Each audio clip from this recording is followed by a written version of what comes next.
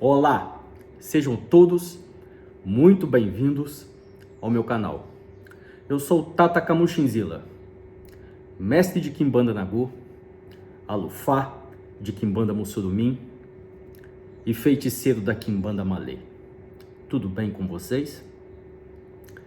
O tema do nosso vídeo de hoje é um mundo povoado por diabos. Um mundo cheio de diabos. Mas antes de entrar ao tema, vamos a alguns recados. Como eu estou fazendo nos vídeos anteriores, abaixo desse vídeo, na descrição, eu vou deixar o link para alguns textos de estudo que eu escrevi e que foram a base para o vídeo de hoje. Daí a importância de você sair do vídeo e estudar nos textos, onde eu dou referências e citações de todas as ideias que eu vou trazer aqui no vídeo. Segue também uma bibliografia básica para os temas que eu tratei aqui no livro. Que eu tratei aqui no vídeo.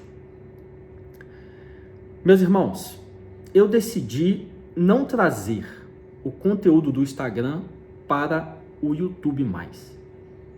Uma vez que eu voltei aqui para o YouTube, estou fazendo conteúdos próprios do YouTube, então eu não vou trazer aqui mais os conteúdos que eu faço lá no Instagram. Então, se você quer saber acerca do que eu falo diariamente sobre magia, feitiçaria, quimbanda, me acompanha lá. Hoje eu fiz uma postagem respondendo uma pergunta interessante. A pessoa perguntou: se eu não sei o que pedir a Exu, posso pedir apenas caminhos? Eu respondo isso. Eu respondo isso de uma maneira no vídeo e complemento o que eu falei no vídeo no texto abaixo da postagem. Então, esse é um conteúdo diário que eu faço lá no Instagram. E se você gosta do que eu faço aqui, me segue lá, porque o Instagram é minha rede social oficial. E o link para você acessar o meu Instagram também está aqui debaixo do vídeo. Certo? Compartilha esse vídeo, faz um comentário aí embaixo e dá um joinha também, para você me ajudar, para que esse canal possa crescer. E se efetivamente vocês gostarem do tema que eu vou trazer aqui hoje, comentem aí que esse tema é um tema vasto e em um vídeo não dá pra gente falar tudo. Então vai depender de vocês. Se vocês quiserem que eu continue falando sobre o que eu vou falar aqui hoje, vocês façam um comentário aí embaixo. Vamos lá. Um mundo cheio de diabos.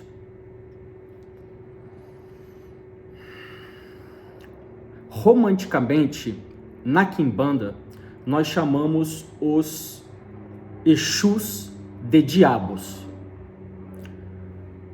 Tem um avião passando aqui, se atrapalhar, sinto muito. Nós chamamos carinhosamente os Exus de diabos. Essa alcunha de diabo, dada a Exu romanticamente, do jeito que nós fazemos hoje, ela é uma herança do Grimorium Verum. O texto que eu escrevi, que vai estar no próximo volume do Daimonium, e que já foi publicado na revista Inganga, número 11, que se chama A Demonologia do Grimorium Verum, é a base para eu estar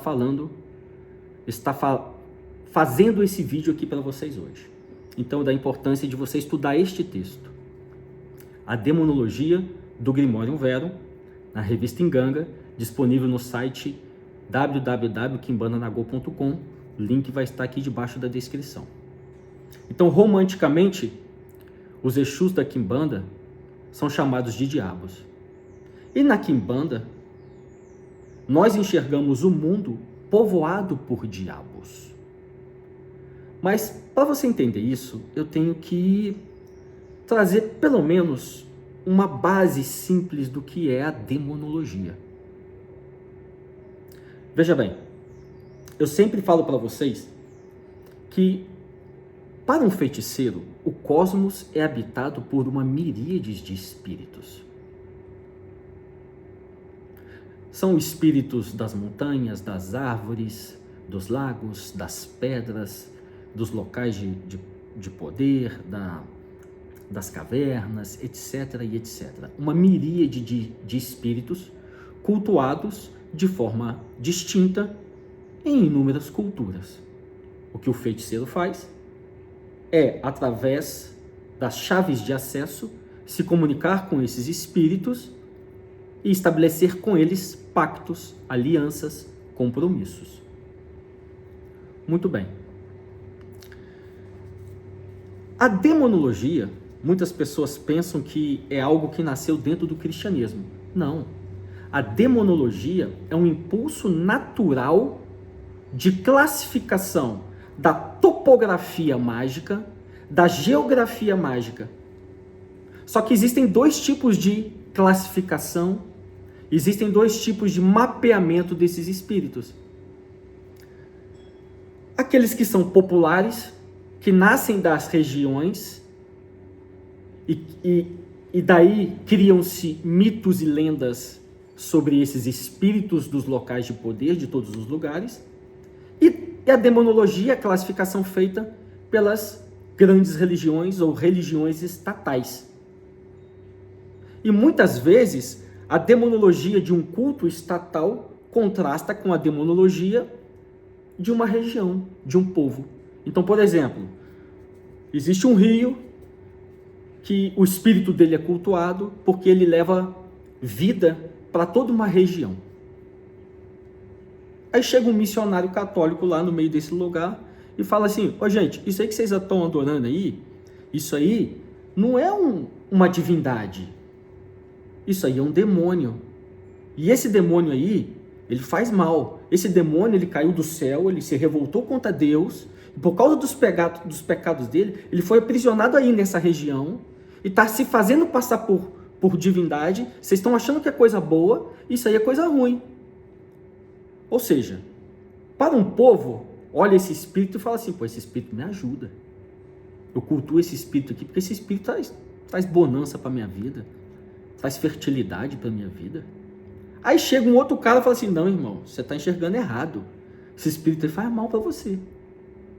Então, muitas vezes, ou na grande maioria das vezes, a demonologia de um povo, de um folclore, de uma cultura, contrasta drasticamente com a demonologia de uma religião estatal.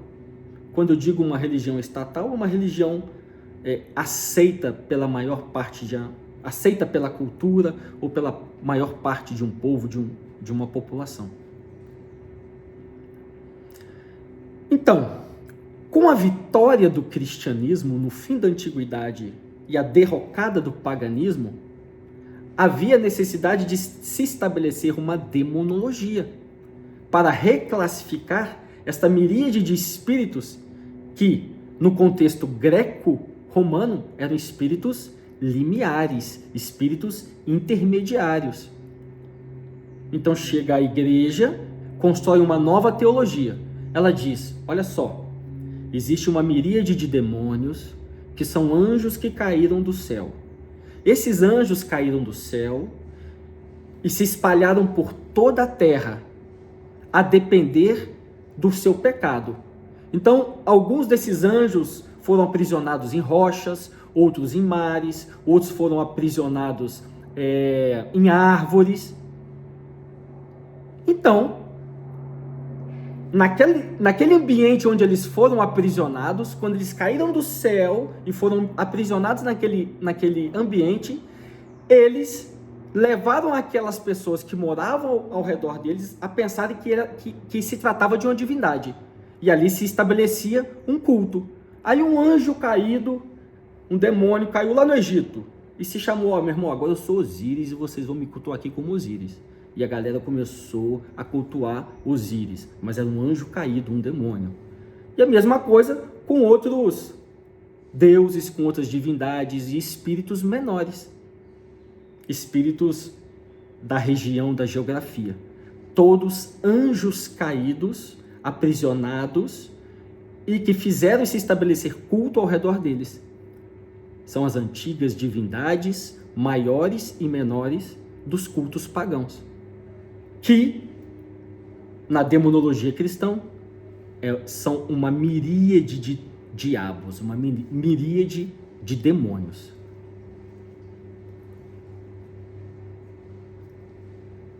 E é justamente esta visão demonológica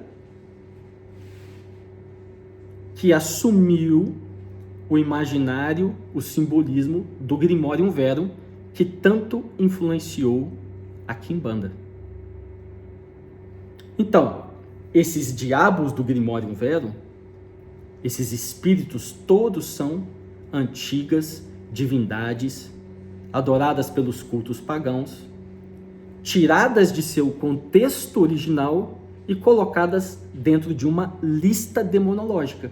Porque é isso que a demonologia estatal faz. Ela olha para o espírito de uma região, rebatiza aquele cara, coloca ele numa lista, dá funções para ele e ele passa a ter uma função específica dentro daquela demonologia estabelecida. Qual foi a primeira demonologia estabelecida? O Testamento de Salomão.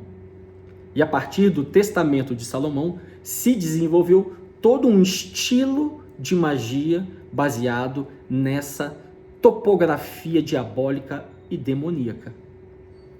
É isso que a demonologia faz. Ela reclassifica os espíritos de uma região, as divindades de um povo, tira essas divindades do contexto original, coloca dentro de uma lista, reclassifica essa divindade como um demônio com funções para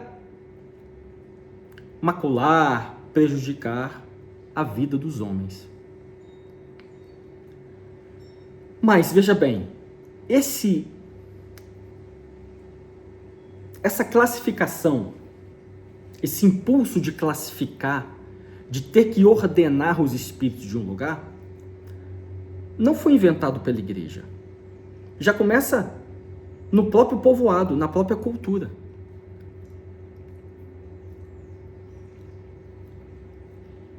Baseado no quê? Baseado nas catástrofes. Então, por exemplo, um povo se estabelece perto de um rio. Aquele rio enche, inunda a casa de todo mundo, destrói as lavouras, faz uma lambança. Ou seja, o espírito daquele local precisa ser agradado, apaziguado, ele está nervoso. E a depender do tipo de experiência que o homem antigo passava, tinha locais que ele simplesmente se esquivava. Por exemplo, desenvolvia a crença de que uma determinada mata, uma determinada floresta era inacessível, porque ali moravam espíritos que podiam prejudicar a vida dos homens. E aí se construía essa crença popular e ninguém daquele povoado entrava naquela mata. Ou seja, a demonologia, assim como o próprio impulso religioso do homem é natural dele, a demonologia, a classificação dos espíritos também é. Ela acontece em todos os lugares, de forma menor, menos organizada, ou de forma mais organizada, no contexto de uma grande religião como o cristianismo. Então é por isso que o mundo é povoado por diabos. Para um feiticeiro da Quimbanda, com inclinações demonológicas, porque toda Quimbanda tradicional, do tronco tradicional, traz essa inclinação demonológica.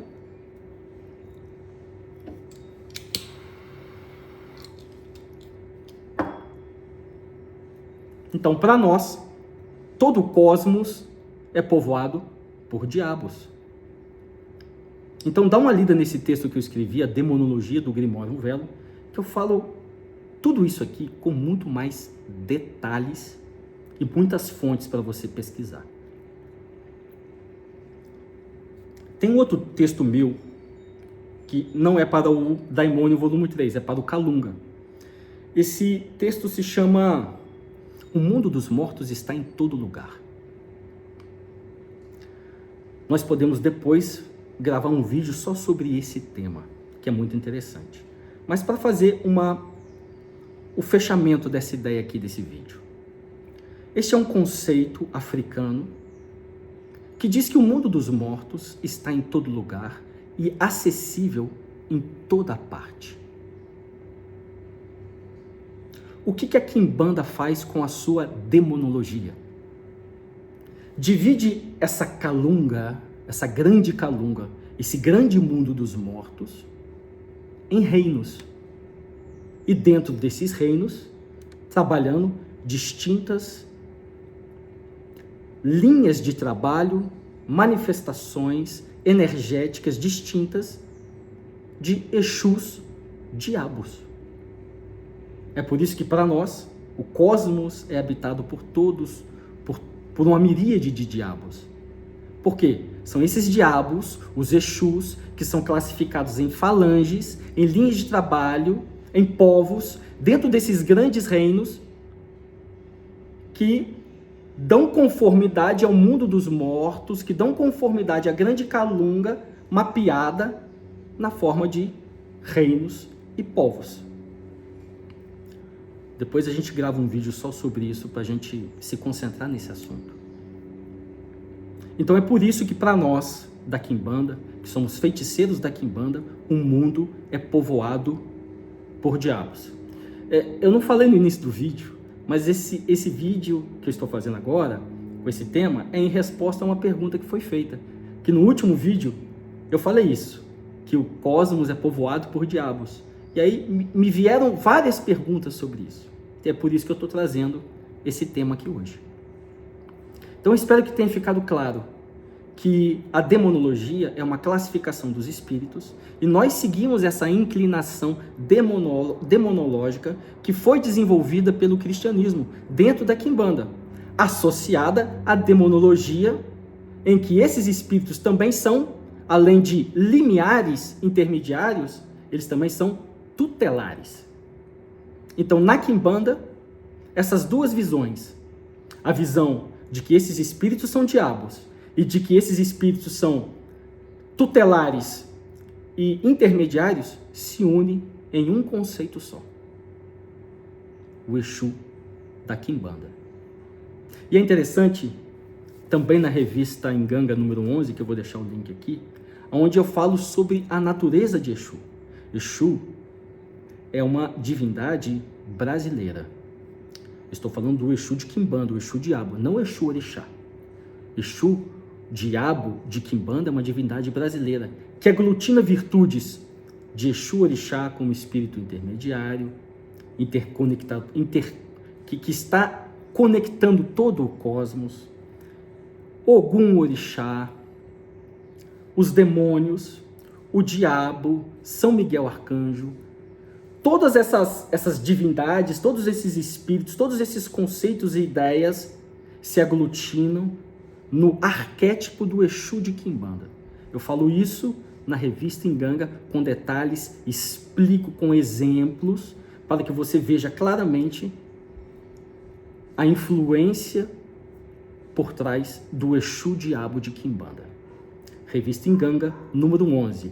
O estudo é de graça, é só você clicar e baixar a revista e estudar, irmão. Espero que vocês tenham gostado. Comenta aí embaixo e a gente continua. Axé.